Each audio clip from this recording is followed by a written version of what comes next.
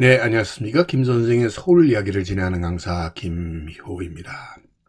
이번 시간에는 생태 공원이 된 선유봉이란 제목으로 말씀드려 보도록 하겠습니다. 여러분들이 잘 아시는 바로 양화대교를 걸치고 있는 것이 오늘날의 선유도가 되겠고요.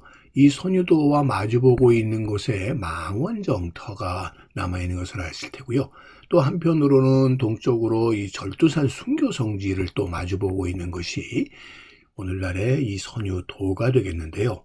원래는 선유산이었었던, 또 선유봉으로 이렇게 불리워지기도 했었던 것이 오늘날의 섬으로 바뀐, 생태공원으로 바뀐 선유도에 대해서 오늘 이 시간에 다뤄보도록 하겠습니다.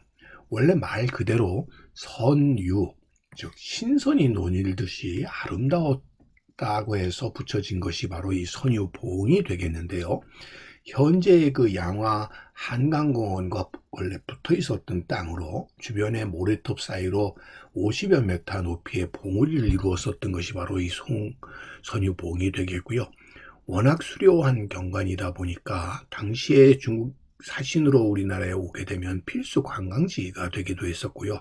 망원정과 마주해서 선비들이 배를 띄우고 풍리를 즐겼던 곳으로 꼽혔던 것이 바로 이 선유봉 일대다라고 보시면 되겠습니다. 한편으로는 서울의 들머리였던 잠두봉을 잇는 양화나루가 자리한 길목이 또한 이 선유봉이었다라고 보시면 되겠습니다. 이 경저 오부도, 대동여지대의 이 경저 오부도를 보더라도 이 망원정과 더불어 마주보고 있는 것이 선유봉이라고 이렇게 되어 있고요. 한편으로는 오늘날의 절두산인 이 잠두봉이 이렇게 자리 잡고 있는 한강을 사이에 두고 마주보고 있고요. 또 한편으로는 이곳을 연결하는 양화나루가 있었던 곳이 바로 지금의 이 선유도 일대다라고 보시면 되겠습니다.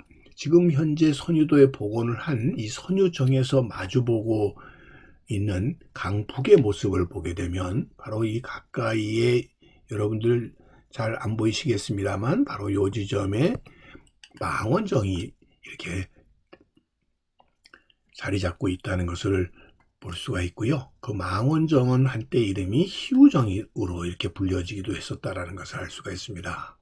그래서 이 망원정이라고 하는 것이 이런 이름이 붙여지기 전에는 희우정으로서 특히 그 효령대군의 소유로 되어 있었던 것으로 비가 와서 기쁜 정자라는, 즉 농경사회에서 이 농민의 마음을 헤아리는 정자 이름이기도 했었다가 또 월산대군의 소유로 바뀌면서 망원정으로 이루어졌었던 그런 의미에서 한강의 대표적인 정자와 마주보고 있는 것이 바로 이 선유봉이었다고 볼 수가 있는 것이죠.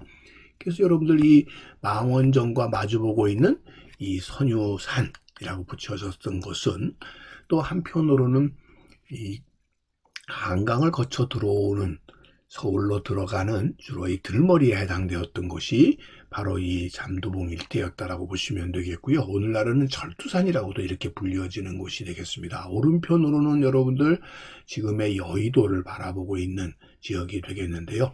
그 잠두봉 건너편에 있었던 지금 봉우리가 오늘날 선유도에 해당되는 선유산, 선유봉이었다라고 보시면 되겠습니다. 마침 이 양천 현감으로 재직을 했었던 겸재에 의해서 이 당시의 한강의 모습을 담은 많은 이런 실경 산수화가 남아있게 되어서 더더욱 오늘날의 이 선유도 옛 모습을 우리가 이 그림을 통해서 상상을 해볼 수가 있다라고 보시면 되겠습니다. 또 하나의 그림인 이 선유봉이라고 하는 그림을 통해서도 보게 되면 이 선유봉 아래에 30여 채의 집들이 이렇게 들어서 있었고 또 정자도 자리 잡고 있었다라고 얘기되고 있는데 저희 삼유정이라고 하는 정자가 있었을 것으로 얘기되는 추정되는 이렇게 정자가 이루어져 있었고 또 한편으로는 셋강을 사이에 두기도 했었던, 그래서 결국 나루와 나루를 터를 연결하는 그러한 교통상의 요지에 선유봉이 자리 잡고 있었다는 것을 이 겸재의 그림을 통해서 확인해 볼 수가 있겠습니다. 그런 의미에서 이 선유산과 이 양화나루를 거쳐서 서울 장안으로 들어갈 수 있었던 중요한 길목상에 위치하고 있었던 것이 선유산이었다라고 보시면 되겠고요. 한강을 거슬러 들어오는 시선배들이 염창을 거쳐서 선유를 거쳐 밤섬 마포로 이어지게 되었었던 그런 길목에 위치하고 있는 것이 선유산이었다라고 보시면 되겠죠. 그러다 보니까 이 양화나루 혹은 양화진이라고 불렸었던 것이 바로 이 잠두봉과 선유산 사이에 마주보고 있었고, 일찍이 버들꽃이 피는 마을이라고 해서 양화나루라는 명칭이 붙여지게 되었고, 특별히 이것이 군사적 요충지다 보니까 군사를 주둔시키는 진의 기능을 해왔었기도 했고요. 또 도성밖 서쪽의 소영장 중에 하나가 되었었던 것이 또한 이 양화나루였었다라고 보시면 되겠습니다. 그러다 보니까 이 프랑스 함대가 들어왔었던 이 비응인 양요 당시에도 한강을 거슬러 양화진까지 이 프랑스 함대가 쳐들어오게 되었던 것도 바로 이곳이 갖는 이런 전략적 중요성 때문이었다고 보시면 되겠고요. 1966년도에 비응인 박해를 기리기 위해서 순교 기념관이 세워지게 된 이 절두산 순교 성지가 이렇게 자리 잡게 된 이곳에서 내려다본 한강의 풍광을 보게 되면 오늘날의 밤섬과 여의도를 보게 되는 그런 의미에서 이곳 자체가 갖는 위치가 대단히 중요했다라고 하는 것을 알 수가 있겠습니다. 이처럼 오늘날의 선유도는 솔직히 모든 지도들에서 선유봉이라고 이렇게 쓰여졌었고요. 1918년에 서울 지도에서도 선유봉이라고 이렇게 표시되어 있는 것을 확인해 볼 수가 있고요. 1967년도에 서울 지도에서도 선유봉이라는 명칭이 사용이 되었었다라고 보시면 되겠습니다. 자, 이렇게 선유봉으로서, 봉우리로서, 산으로서의 이런 모습을 갖고 있었던 선유봉이 1900년대에 들어서게 되면서 채석장으로 바뀌어버리게 된다는 것이죠. 1925년 을축대 홍수 이후에 한강의 제방을 축조하거나 여의도 비행장 건설용 석재를 생산하기 위해서 1936년에 오게 되면 본격적으로 이제 주민들을 강제 이주시키고 채석장이 되었었고, 이런 일들이 광복 이후에도 계속되었다라고 보시면 되겠습니다. 그러던 것이 1962년도에 제2한강교, 오늘날의 그 양화대교가 선유봉 위에 짓게 되면서 결국 그 주변 지역들을 콘크리트 제방으로 둘러싸게 되면서 결국은 이 다리의 교각을 받쳐주는 기초로서 결국 선유봉이 역할을 하다 보니까 결국 오늘날 우리에게 있어서는 산이라든지 이런 봉우리라는 의미로서의 선유봉은 그 기억 자체를 잃어버리게 되었다라고 보시면 되겠습니다. 자, 1964년도에 이 제2한강교 양화대교 입구에 세워졌었던 유엔 참전 기념탑이 되겠고요. 당시 선유도에서 바라본 이 양화대교의 모습을 볼 수 있고요. 건너편에 절두산 순교성지가 보이는 걸 알 수가 있고요. 이번에는 강북에서 강남의 영등포 쪽을 바라보고 찍은 양화대교의 모습 등을 통해서 오늘날과는 참 사뭇 한산한 모습이었다는 걸 알 수가 있겠는데요.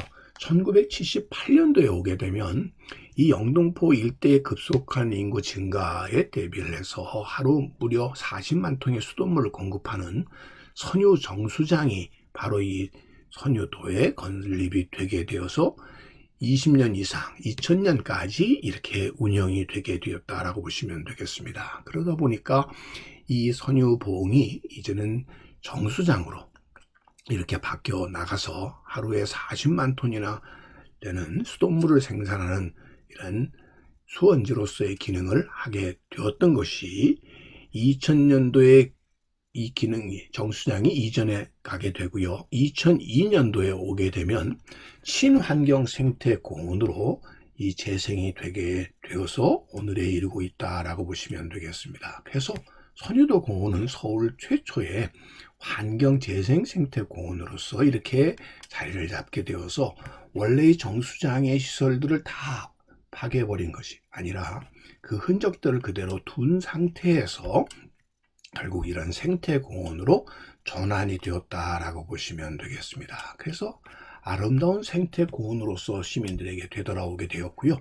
특별히 이 선유도 공원의 경우는 세계적으로 인정받는 조경 작품으로서 수많은 상을 시상할 정도로 대표적으로 재생공원의 겹쳐진 사례가 되게 되었다라고 보시면 되겠습니다. 자, 그런 의미에서 다시 한강의 아름다운 풍광이 된 이 선유도 공원이 아닌가 싶습니다.